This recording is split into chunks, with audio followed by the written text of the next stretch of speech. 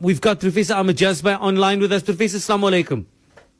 Alaikum salam. Shukran for having me. Great to have you on, Professor. We struggled with a journalist in Gaza. And we know it's very, very difficult for us to establish a connection with some of the activists or the few journalists that are still down on the ground. But Euromed, Professor, the Human Rights Monitor, they've issued a call for the immediate shutdown of the Gaza Humanitarian Foundation and have also simultaneously called for the prosecution of U.S. President Donald Trump, accusing both entities of being complicit in the acts of genocide in the Gaza Strip. If we look at what has been happening for the last couple of months, Professor, this sham and absolute deplorable scenario of Washington and Tel Aviv appointing the GHF to distribute so-called aid. It's contributed towards hundreds, perhaps even thousands of Palestinians being killed at the hands of the GHF. Yes, ironically, I was just watching a program on Al Jazeera a short while ago on the listening post on this matter. The number is 800.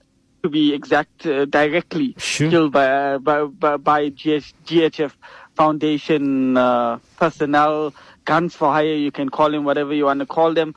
It's not only Euromed that has called, it's the UN, it's every reputable organization that is operating inside of Gaza as well as outside of Gaza.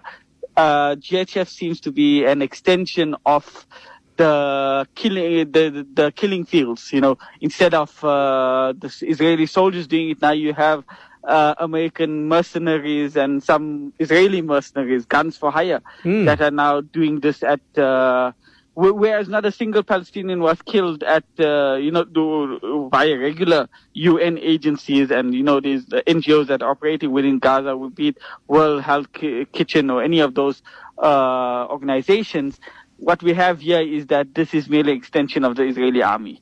These are merely concentration camps, Warsaw-style concentration camps are dotted around Gaza. I think there are about 5 or 7, if I'm not mistaken. And these have become simply just alternative killing fields.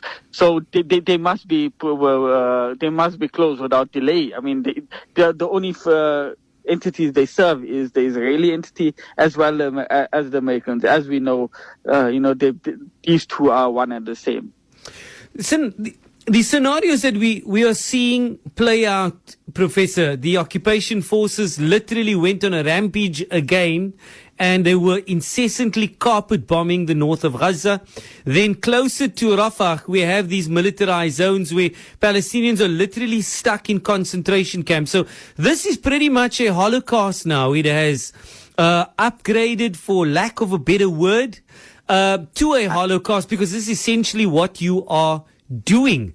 And then you are literally corralling Palestinians. You're kind of like leading them on with the proverbial breadcrumbs, using the GHF.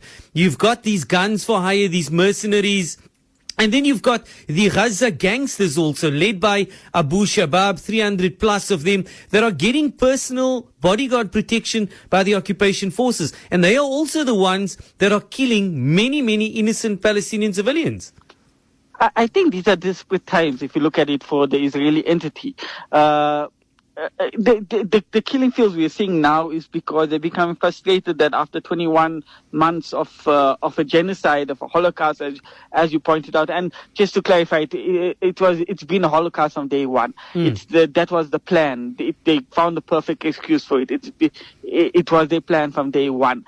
But given that the Palestinians continue to resist, we know what happened last Monday in Beit Hanun. Beit Hanun is about a kilometer from southern part of occupied Palestine, Sderot and stuff. It's about a kilometer and a half from that. Yet there was one of the most deadliest ambushes of Israeli soldiers. So it's now desperate times. Given that today there was Hamas managed to get a soldier, then the Hannibal Directive was invoked by the Israelis, and they managed to kill the soldier instead of him being captured by the Al-Qassam brigades. So these are desperate times. Now we see these concentration camps all over Gaza. all over. They're dotted all over Gaza, and now these are becoming more and more killing fields. Yet the Palestinians continue to resist. I don't mean to romanticize, one of the greatest tragedies of the 21st century that is still unfolding, but this is a sign of desperation by this entity because the Palestinians continue to resist. In fact, a leaked Israeli report says that the tunnels that they had supposedly destroyed under Rafah have now been reopened, and Palestinians are continuing to get the reinforcement weapons, food and stuff for the fighters that were supposedly cleared. Rafah is now completely flattened, yet fighters continue to emerge from the rubble, from the tunnels, supposedly, and they come up, execute a quick ambush, and they go back in. So these are desperate times. The genocide is continuing, the Holocaust is continuing, but so is the resistance. We take heart in that. But as I say, it's not to romanticize the resistance, but to know that there is hope, that despite the world's power against the Palestinians, resistance continues, and I think that's one of the key takeaways, despite what is going through with GHF and so on. Professor Ahmed Jazbhay, Executive Member of the Media Review Network.